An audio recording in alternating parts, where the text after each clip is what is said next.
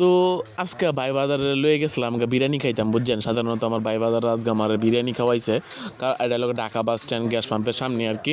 তো আমার দুইটা বড় ভাই আইছে, মানে দুইটা বড় ভাই বলতে একটা বড় ভাই আইছে পারতো, আর একটা হইলো শুভ ভাই। তো হেরা সবাই আমার আজকে বিরিয়ানি খাওয়াইছে বুঝছেন। সাধারণত খাওয়ানোর কর্তব্য আমার ছিল, কিন্তু আমি খাওয়াই না, কারণ বর্তমানে আমার কাছে টিয়া পয়সা নাকি বুঝছেন। তো হেরাই আমার খাওয়াইতেছে। তো এই বিরিয়ানির দোকানটা একটা মামার দোকান, তো হিলার দোকানও আইসি খাইতাম, কিন্তু বিরিয়ানিটা যা স্বাদ হয়েছে কি কইবেন।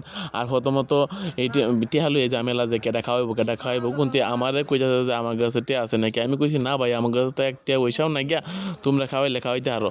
তো আমি কইছি যে তোমরা খাওয়াইলে খাওয়াও, না এলে নাই ভাই, আমার কাছে টিয়া পয়সা নাই গিয়া। তো অবশেষে হেরাই খাওয়াইছে। নানা নানা নমুনা টমুনা করার পরে টরে আইরা পরে এন থেকে বিরিয়ানির প্লেট মেট লইলাম খাওয়ানোর লেগে, কারণ যদি এন থেকে বিরিয়ানি না খাইতে যাওয়ানো হইতো না বুঝিন না। তো কইছে মানে কইছে, তো সবাই বই উঠছি বিরিয়ানি টিরিয়ানি খাইতাম। আর শুভ ভাই তো বইতাছে, দেখছুন কিবা বইছে, পারতো তো সোয়েটার ময়েটার সবাই গাও মাও দেওয়া বইছে। সবাই আমার বড় ভাই বুঝছেন, তারারই দায়িত্ব হলো আমার খাওয়ানি বুঝছেন। তো আমারও দায়িত্ব আছেন, কারণ সারিবারি করি দেওয়ান তারও দায়িত্ব, খুন্তির না খাওয়াইছি না।